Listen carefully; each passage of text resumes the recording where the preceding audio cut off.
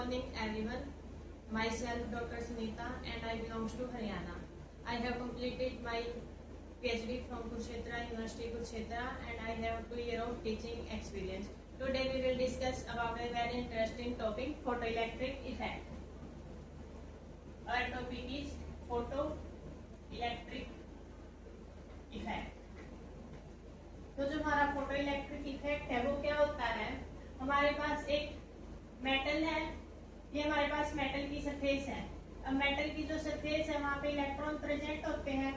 Metal की surface पे जो इलेक्ट्रॉन प्रेजेंट होते हैं वो लूजली बाउंड होते हैं। अगर हम यहाँ पे एक इलेक्ट्रोमैग्नेटिक रेडिएशन डालते हैं मेटल की सरफेस पे, ये हमारे पास electromagnetic radiation of high frequency.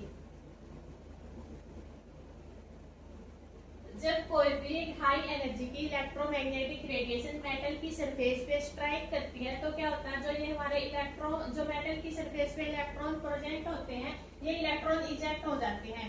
Electrons are ejected from metal surface and the ejected electrons are called photoelectrons. Ejected electrons are called photoelectrons and the current produced due to the photoelectron is called photocurrent. Current produced due to the photoelectron is called photocurrent and the complete phenomena is called photoelectric effect. तो ये हमारा photoelectric effect। अगर हम एक ऐसे definition देखें तो जो हमारा photoelectric effect है क्या होता है, when a light of certain frequency strike on the metal surface, electrons are ejected from the metal surface and the ejected electrons are called photoelectrons and the current produced due to the photoelectrons is called photocurrent and the complete phenomena is called photoelectric effect। तो जो हमारा photoelectric effect का phenomena था वो observe किया गया था। Effect is observed by Henry hertz, observed by Henry hertz in 1887 but the explained by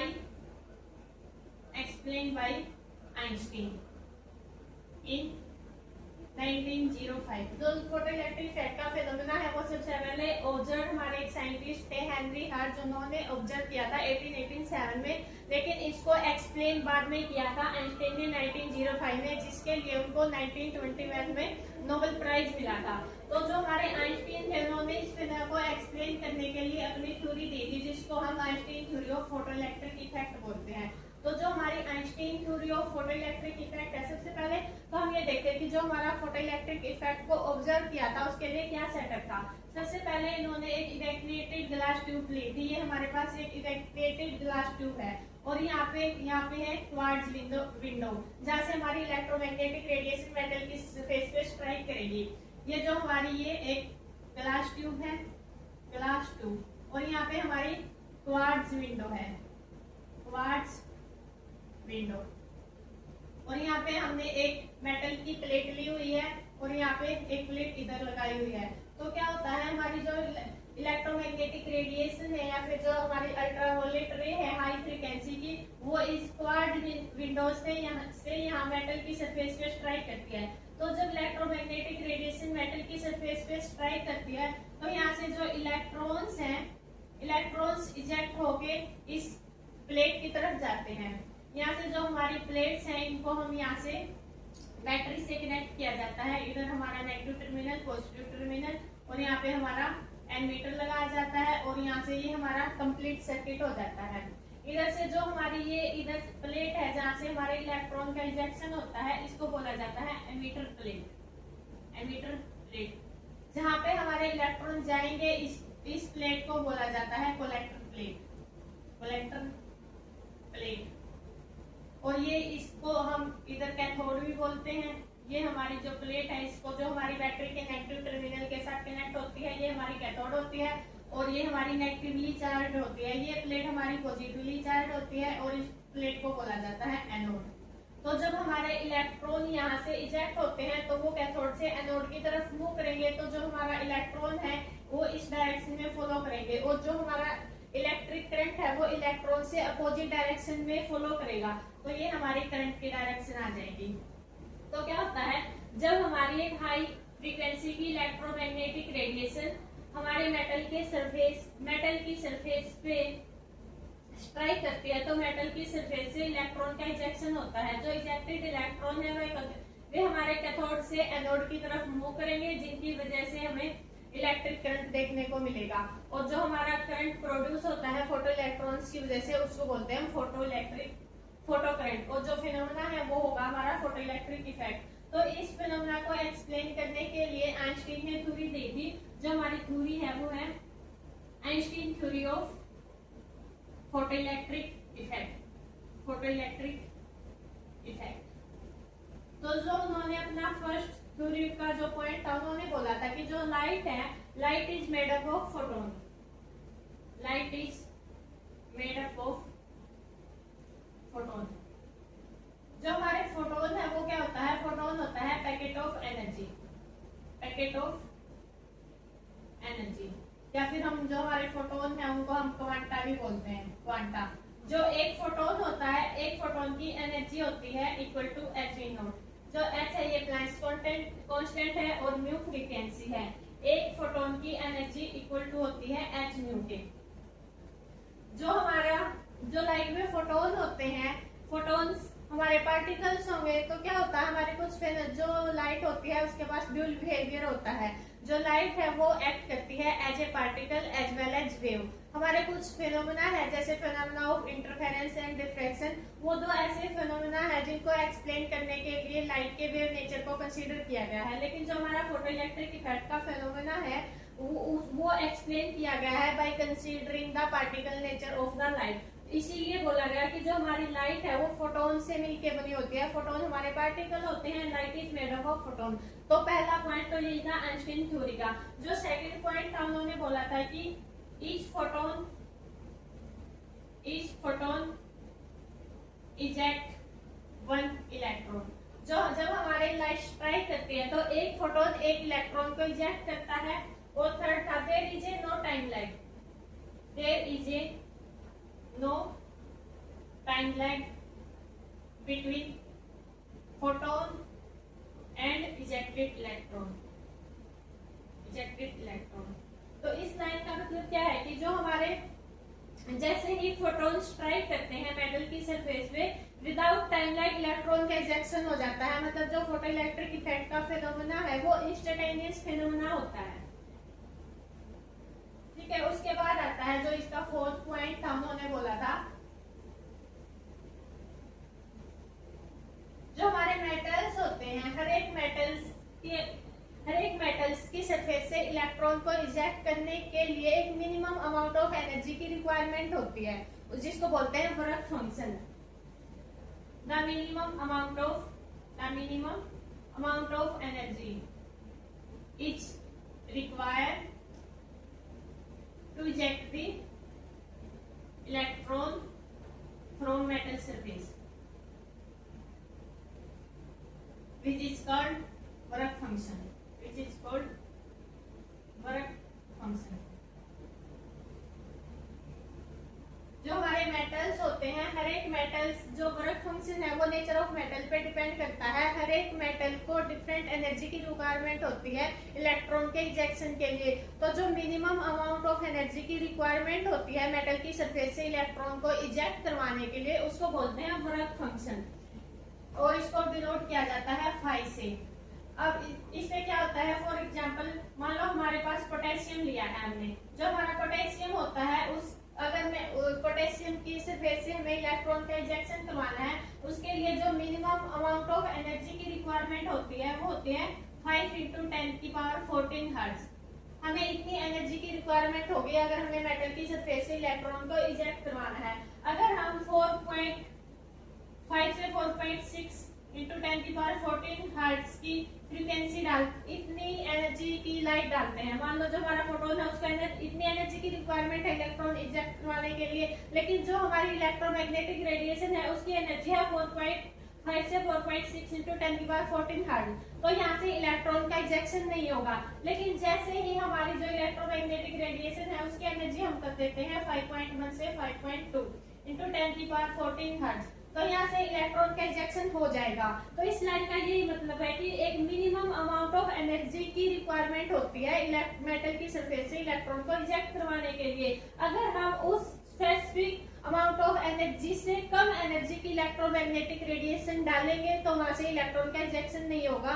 तो जो इलेक्ट्रोमैग्नेटिक रेडिएशन की जो एनर्जी है वो थ्रेशोल्ड जो हमारा वर्क फंक्शन है, जो मिनिमम अमाउंट ऑफ एनर्जी की रिक्वायरमेंट है उससे ज्यादा होनी चाहिए। मान लेते हैं हमारी इलेक्ट्रोमैग्नेटिक रेडिएशन की एनर्जी हम इसे डिनोट करते हैं और जो हमारा वो वर्क फंक्शन है, जो मिनिमम अमाउंट ऑफ एनर्जी की रिक्वायरमेंट है वो 5 है। तो जो हमारी इलेक्ट्रोमैग्नेटिक रेडिएशन की एनर्जी है वो ग्रेटर देन और इक्वल टू होनी चाहिए 5 के। ये इनका फोर्थ पॉइंट था सेट। उसके बाद इन्होंने क्रम दी थी थ्रेशोल्ड फ्रीक्वेंसी।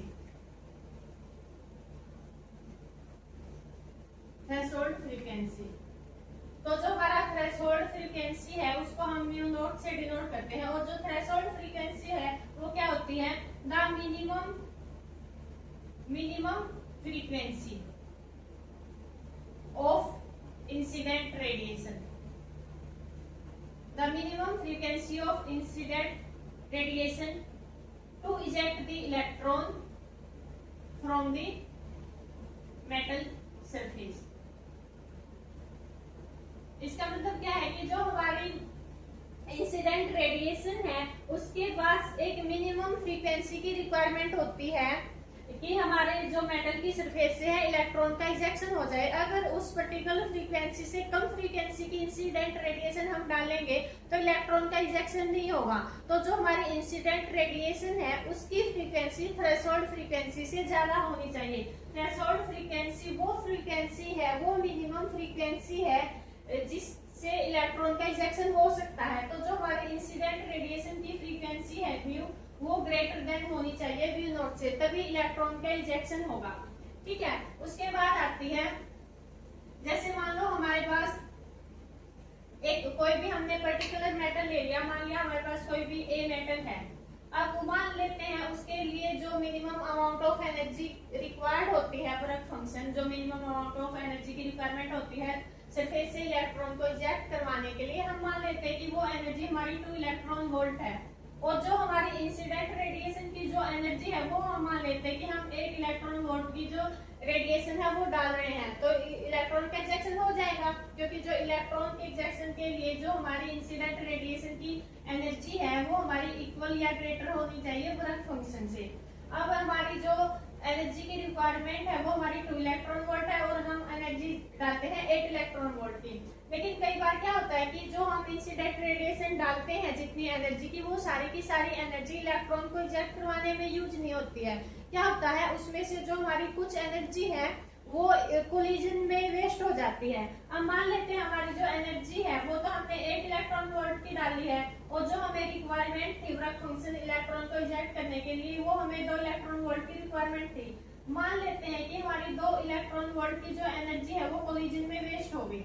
तो जो कोलिजन में वेस्ट हो गई, जो वेस्ट हुई है, तो हमारी जो बची हुई एनर्जी है जो हमारी 4 में से 8 इलेक्ट्रॉन वोल्ट में से 2 इलेक्ट्रॉन वोल्ट की हमारी इलेक्ट्रॉन को इजेक्ट करवाने में यूज होगी, 2 हमारी कोलिजन में वेस्ट होगी। तो जो हमारी बची हुई 4 इलेक्ट्रॉन वोल्ट की एनर्जी है वो हमारी जो इजेक्टेड इलेक्ट्रॉन है उनको काइनेटिक एनर्जी देने में यूज होगी। जैसे जैसे ही हमारे इलेक्ट्रॉन यहाँ से इजेक्ट होंगे उन इलेक्ट्रॉन को कैथोड से एनोड की तरफ मूव भी तो करना है, उनको मूव करने के लिए भी एनर्जी की रिक्वायरमेंट होगी। तो जो बची हुई एनर्जी होती है इलेक्ट्रोमैग्नेटिक रेडिएशन की वो यूज होती है इन इलेक्ट्रॉन्स को काइनेटिक एनर्जी प्रोवाइड करने में। अब लेकिन अगर हम ये मान लें कि हमारा जो कोलिजन है वो इलास्टिक कोलिजन है, कोई भी एनर्जी वेस्ट नहीं हुई है, हमारी मान लेते हैं कि 0 इलेक्ट्रॉन वोल्ट की एनर्जी कोलिजन में वेस्ट होती है, तो हमारी जो पूरी बची हुई 6 इलेक्ट्रॉन वोल्ट की एनर्जी है वो पूरी की पूरी हमारी काइनेटिक एनर्जी देने में यूज हो जाएगी। अगर हम कोलिजन में जो एनर्जी वेस्ट हुई है अगर उसको 0 मान ले तो जो हमारी काइनेटिक एनर्जी है वो उस टाइम मैक्सिमम होगी। मैक्सिमम काइनेटिक एनर्जी तो हमारी 6 इलेक्ट्रॉन वोल्ट ही हो सकती है, क्योंकि एक हमारी टोटल एनर्जी 8 है हमारी इंसिडेंट रेडिएशन की, उसमें से 2 इलेक्ट्रॉन वोल्ट की जो एनर्जी है वो हमारी वर्क फंक्शन जो इलेक्ट्रॉन को इजेक्ट करवाना था उसमें यूज होगी। तो जो बची हुई 6 इलेक्ट्रॉन वोल्ट की एनर्जी है वो काइनेटिक एनर्जी देने में यूज होगी। तो यहाँ से जो हमारी मैक्सिमम काइनेटिक एनर्जी आई है, काइनेटिक एनर्जी मैक्सिमम, वो किसके इक्वल है? वो हमारी इक्वल है E-5 के। यहीं से जो हमारी काइनेटिक एनर्जी है वो किसके इक्वल आती है, इंसिडेंट रेडिएशन की एनर्जी में से अगर हम वर्क फंक्शन की जो एनर्जी है उसको माइनस करते हैं तो यहाँ से हमारी मैक्सिमम काइनेटिक एनर्जी आ जाती है। यहाँ से आएगा हमारा kinetic energy maximum equal to, अगर हम ये मानते हैं कि हमारी जो इंसिडेंट रेडिएशन की फ्रीक्वेंसी है वो म्यू है तो यहाँ से एनर्जी हो जाएगी म्यू, और जो हमारा वर्क फंक्शन है उसके लिए एनर्जी हो जाएगी म्यू नोट। जो हमारी म्यू नोट है वो हमारी थ्रेशोल्ड फ्रीक्वेंसी है और ये हमारी इंसिडेंट रेडिएशन की फ्रीक्वेंसी है। तो जो ये हमारी इक्वेशन होती है इस इक्वेशन को बोलते हैं Einstein equation of photoelectric effect. Einstein equation of photoelectric effect, ये हमारी फोटोइलेक्ट्रिक इफेक्ट के लिए इक्वेशन आती है। ठीक है, अब उसके बाद आगे देखते हैं, जैसे ये हमारी इक्वेशन आ चुकी है फोटोइलेक्ट्रिक इफेक्ट की।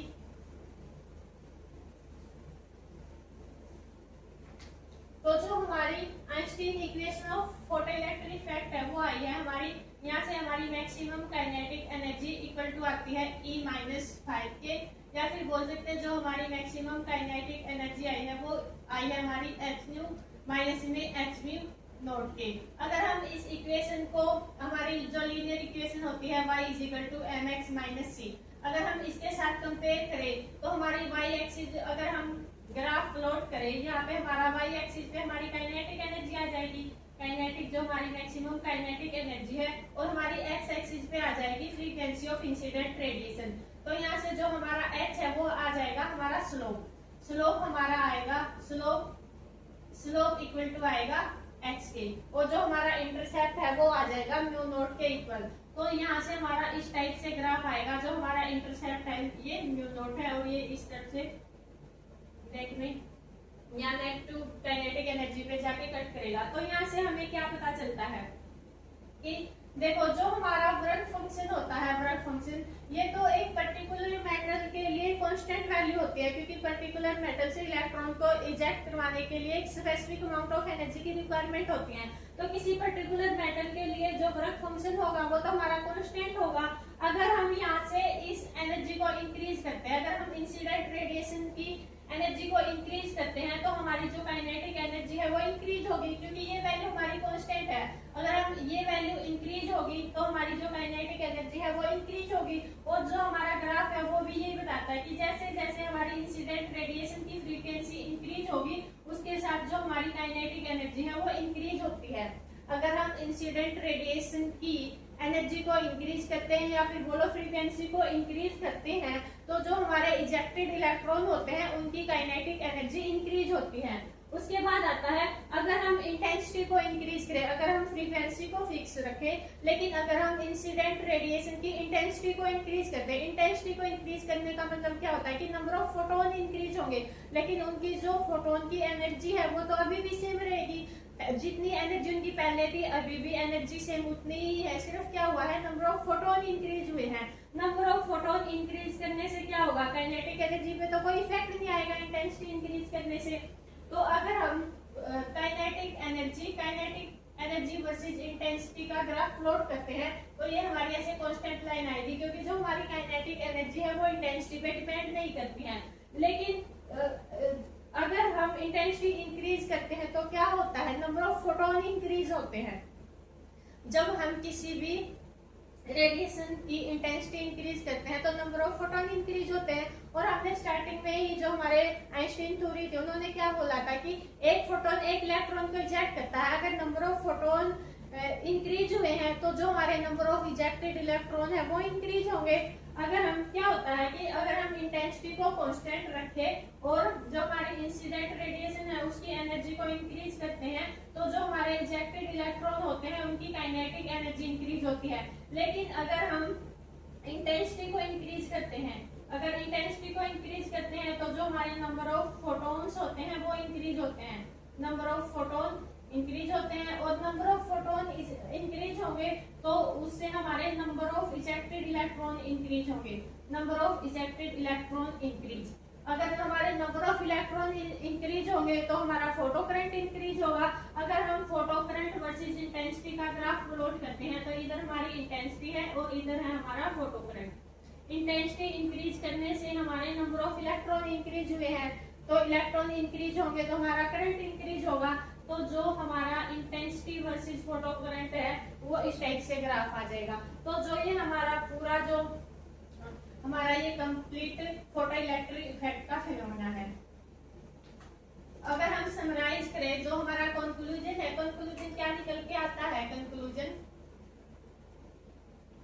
अगर हमारी इंसिडेंट जो हमारी इंसिडेंट रेडिएशन है अगर उसकी फ्रीक्वेंसी ग्रेटर देन है थ्रेशोल्ड फ्रीक्वेंसी से, तो हमारे जो इलेक्ट्रॉन है मेटल की सरफेस से वो इजेक्ट हो जाएंगे। Electron are ejected from the metal surface and the phenomena of photo electric effect was observed. वो हमारा जो फेनोमेना है वो ऑब्जर्व हो जाएगा हमें। लेकिन अगर हमारी जो इंसिडेंट रेडिएशन की फ्रीक्वेंसी है वो इक्वल होती है थ्रेशोल्ड फ्रीक्वेंसी के, तो उस केस में क्या होगा? ये तो हमारी minimum amount of energy frequency है जो रिक्वायर्ड होती है इलेक्ट्रॉन को इजेक्ट करवाने के लिए। अगर इंसिडेंट रेडिएशन की फ्रीक्वेंसी उतनी ही है तो उससे क्या होगा? इलेक्ट्रॉन तो इजेक्ट हो जाएंगे मेटल की सरफेस से। ये हमारे पास मेटल की सरफेस है, यहाँ से इलेक्ट्रॉन इजेक्ट हो जाएंगे, लेकिन इनको मूव करने के लिए काइनेटिक एनर्जी की भी तो रिक्वायरमेंट होगी। जब हमारा करंट फ्लो करेगा फोटो इलेक्ट्रिक इफेक्ट तो हमें तभी ऑब्जर्व होगा। यहाँ से क्या होगा? इलेक्ट्रॉन इजेक्ट तो हो जाएंगे लेकिन वो मूव नहीं करेंगे क्योंकि वहां पे उनकी जो काइनेटिक एनर्जी है, काइनेटिक एनर्जी जीरो होगी। तो जो हमारा फोटो इलेक्ट्रिक इफेक्ट का फिनोमेना है वो हमें ऑब्जर्व नहीं होगा।